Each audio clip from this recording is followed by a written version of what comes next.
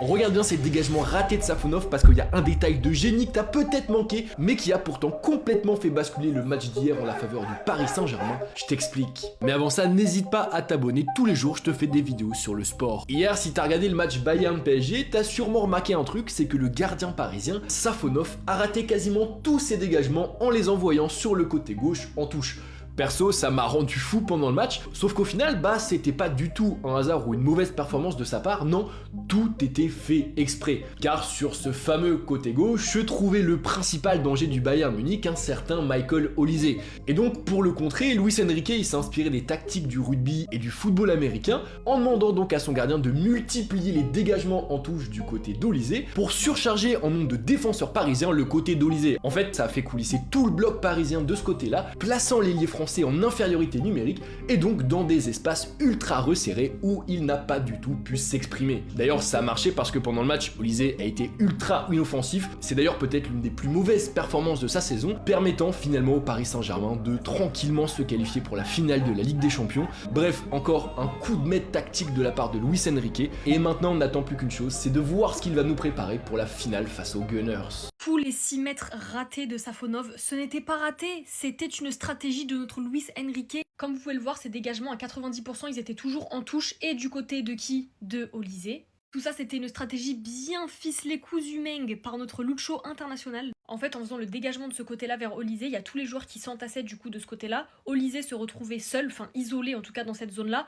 pour empêcher des 1v1 avec Nuno Mendes qui avait déjà eu un jaune. Non mais c'est de la folie. Et bref, ce qui faisait que Olise était coincé seul dans un tout petit espace. Donc du coup, ça lui donnait moins de possibilités. Et surtout que moi, hier soir, quand je vois ces dégagements, je me dis mais les zinzins ou quoi? Qu'est-ce qui lui arrive? En fait, il faut faire confiance à Luis. Faut faire confiance à Luis. Ce mec, c'est le professeur de la Casa des Papel. En fait, à chaque fois que tu penses A, en fait non, c'est Y. Il y a toujours quelque chose. Enfin, le mec, il est trop fort. Il est trop fort. Je sais pas quoi vous dire de plus, il est trop fort. Cet homme est tellement un génie. Nous, sur le moment, on comprenait pas les gros relances de Safonov, toujours en touche de l'autre côté du terrain. Et comme l'année dernière, à l'Allianz Arena, où il avait demandé à ses joueurs de tirer au premier poteau face à Sommer, ça faisait partie d'un plan. Le plan, c'était que Safonov dégage la balle, soit en touche, très loin, soit voilà, vers le côté droit du Bayern. Tout ça pour mettre le plus de joueurs possible sur le côté droit du Bayern, sur le côté de Michael Olise, pour diminuer son influence. Donc, il n'a pas encore confirmé en conférence de presse. Peut-être que c'est un hasard que Safonov a raté tous ses dégagements. Et regardez ça, je crois pas au hasard. À un moment, ça s'appelle une consigne de jeu, quoi qu'il arrive. Donc non, fallait pas l'insulter parce qu'il ratait tous ses dégagements. Ça faisait partie d'une stratégie. Une stratégie comme l'année dernière face à Sommer, c'était du génie. Peut-être que ça a privé Barcola d'un des plus beaux buts de l'histoire des finales de Ligue des Champions. Mais ça faisait partie d'une stratégie. Barcola, à quelques centimètres près, il la mettait. Comment ce coach-là trouve toujours des idées comme ça? Ce coach-là, Nasser, il l'a dit hier sur CBS, il n'a pas que révolutionné le Paris Saint-Germain, pardon. Il a révolutionné tout le football. Ces tactiques, ces petites idées comme ça, c'est ça qui font la différence. Et quand on disait pendant des années que quand le PSG perd en Ligue des Champions, c'est les détails qui font la différence en Ligue des Champions. On parle de petits détails comme ça, je pense. C'est ça les détails. C'est ça la perfection. Et voilà, en fait, Safonov, il est pas nul au pied. C'était une stratégie. Il faisait exprès d'envoyer les ballons en touche. Et du côté d'Olise, vous ne pouvez pas comprendre. Et ouais, on est tous des cons. Et depuis tant de matchs, s'il rate toutes ses relances, c'était pour s'entraîner pour ce match. Ouais. Ah ouais, mais tu comprends rien. On ne comprend rien. Du coup, tous les joueurs s'entassent à droite. Olise se retrouve seul, en infériorité et coincé dans un minuscule espace. Stratégie de malade mental. Non, franchement, c'est une stratégie parmi tant d'autres. Ça peut juste expliquer pour moi pourquoi Safonov tirait toujours en touche de ce côté-là. Parce que c'est vrai qu'à un moment donné, on s'est tous posé la question, on s'est dit non, c'est pas possible. Il rate beaucoup trop de relances, à chaque fois ça en touche. Mais à un moment donné, il faut arrêter de crier au génie aussi. C'est pas la tactique qui nous a fait gagner le match non plus. D'ailleurs, ils vous l'ont pas dit non plus. Mais si à chaque fois, il dégageait la balle des points, pourquoi? À chaque fois qu'il peut capter la balle sur une frappe, quand il dégage la balle des 2 points, pourquoi? Ça aussi, c'est une stratégie. On vous l'expliquera plus tard. Parce que là, ça fait trop, vous pourrez pas comprendre. Avec incroyable parisien, la vérité, c'est le terrain. Comme moi les gars, vous avez dû péter un plomb quand vous voyez les relances de Safonov qui allaient tout le temps en touche. Et en vrai, il y a une bonne raison. Luis Enrique, il est trop fort, vraiment comme il l'a dit, c'est un génie. Non, parce que clairement, 28 dégagements ratés. Je vous jure que je me posais la question. C'est pas possible. Il peut pas le faire exprès. C'est pas possible d'être aussi nul. Genre, t'as vu, il rate une fois, 2 fois, 3 fois. Et après, les gars, j'ai repensé à ça. Vitinha sur les engagements qui balance la balle. Ça me faisait beaucoup penser à ça. Et je me suis dit, c'est pas possible. Quand tu vois toutes les relances, elles sont toujours du même côté. Il y en a eu qu'une seule de ce côté-là. Bah, les gars, l'analyse a été vite faite. En fait, c'était tout simplement que Luis Enrique, il voulait qu'il y ait un maximum de joueurs dans la zone de Olysée pour pas qu'il se retrouve en 1v1 face à Nuno Mendes. D'ailleurs, Nuno Mendes, heureusement, ça s'est pas repassé les 1v1 parce que au match aller, les gars, il s'est fait mélanger, faut le dire. Est-ce que ça aurait été pareil ce match-là? Je sais pas, j'ai pas envie de savoir. Donc là, il y a eu des prises à 2, à 3, à je sais pas combien. Non, vraiment, même si, comme lui, j'ai voulu péter un plomb pendant tout le match parce que je voyais ses relances, je me disais, mais c'est pas possible. Même au match aller, j'avais déjà vu ça. Je crois vers les 15 dernières minutes, quand je voyais toutes les relances en touche, je me disais, c'est pas possible. Il peut pas ne pas le faire exprès. Surtout que si vraiment tu vois que tu rates encore et encore, bah je sais pas, tu relances court. Ou alors tu mets un peu plus dans l'axe. Il y a quoi? Il y a 5 mètres de décalage. Bref, en tout cas, Luis Enrique, c'est un génie. Non, clairement, il n'y a rien à dire. Pendant cette demi-finale retour face au Bayern Munich, je pense qu'on a été nombreux, y compris moi-même les gars, à se poser la question. Pourquoi Matvei Safonov, à chaque fois qu'il faisait un 6 mètres, il mettait toujours le ballon en touche et notamment du côté gauche? Et bah les gars, vous savez quoi? J'ai la réponse pour vous. Regardez ça. Les dégagements en touche de Safonov. Une tactique pensée. Lors du nul à Munich, Matvei Safonov a multiplié les ballons en touche pour éviter tout risque de relance dans l'axe. Zone où Harry Kane régnait en maître. Et ouais les gars, regardez ça. En visant systématiquement l'aile gauche, le gardien parisien a permis au PSG de faire remonter son bloc et de déclencher un pressing immédiat pour les remises en jeu bavaroises. Et les gars, si c'est pas un coup de génie ça, si c'est pas un coup de Luis Enrique, prouve encore une nouvelle fois à quel point le coach du Paris Saint-Germain, Luis Enrique, c'est un génie les gars. Il sait gérer sa tactique. Mais comment tu peux réfléchir et aller trouver ça les gars? Lancer les ballons en touche, permettre au jeu parisien de remonter son bloc et déclencher un pressing immédiat. Mais je crois qu'on se rend pas compte du truc les gars. Mais c'est exceptionnel. Ouais les gars, franchement ce coach il m'impressionne de match en match. Et je me dis mais heureusement qu'on a ramené Luis Enrique au Paris Saint-Germain. C'est la meilleure des choses qui nous est arrivée les gars. Franchement même là je vois ça les gars, je me dis mais waouh, waouh, incroyable Lucho. Franchement une tactique exceptionnelle et qui s'est avérée payante. Puis au final, le Paris Saint-Germain est qualifié pour cette finale de la Ligue des Champions. Je pense que pendant le match, on était plusieurs à se dire mais c'est quoi ces dégagements de Safonov? Techniquement, c'est catastrophique, etc. Mais tout ça, c'était un plan de Monsieur Luis Enrique. On a vu au match aller et dans les précédents matchs du Bayern, le danger vient 90% de Michael Olise. Qu'est-ce qu'il s'est dit Luis Enrique? Safonov va faire que des dégagements vers la touche, vers Olise. Pourquoi? Comme ça, toute l'équipe du Paris Saint-Germain, tout le bloc va le presser. Et comme ça, à chaque fois qu'il a le ballon, il n'a pas d'espace, il est pressé.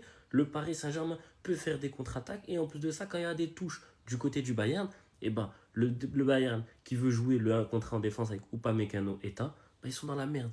Luis Enrique, encore une fois, un grand tacticien. Safonov a répété ce geste au minimum 7 fois hier. Beaucoup l'ont pris pour un con.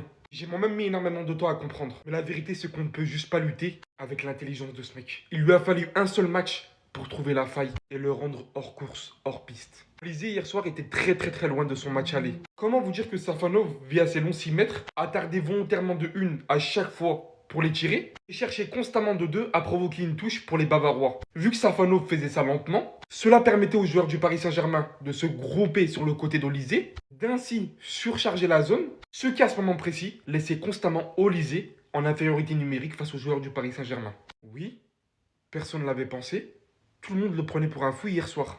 Mais c'est pourtant ce qui a littéralement laissé ce mec hors course hier soir. Alors on parlera bien évidemment pas uniquement de son intelligence de jeu et bien évidemment de respecter les consignes de Luis Enrique, mais aussi du joueur incroyable qu'il est dans son poste, comme on l'a tant répété cette saison, et à quel point Safonov est actuellement l'un des meilleurs gardiens du monde sans aucun doute.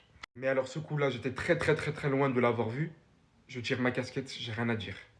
Les gars, hier, on se tapait les barres sur Safonov en disant qu'on a bien aimé son match, mais les dégagements en touche directement, va falloir qu'il nous explique. C'est fait exprès ou pas? Mais les gars, on rigolait tranquillement. Et il s'avère qu'aujourd'hui, les gars, on a su que c'était une stratégie de Luis Enrique.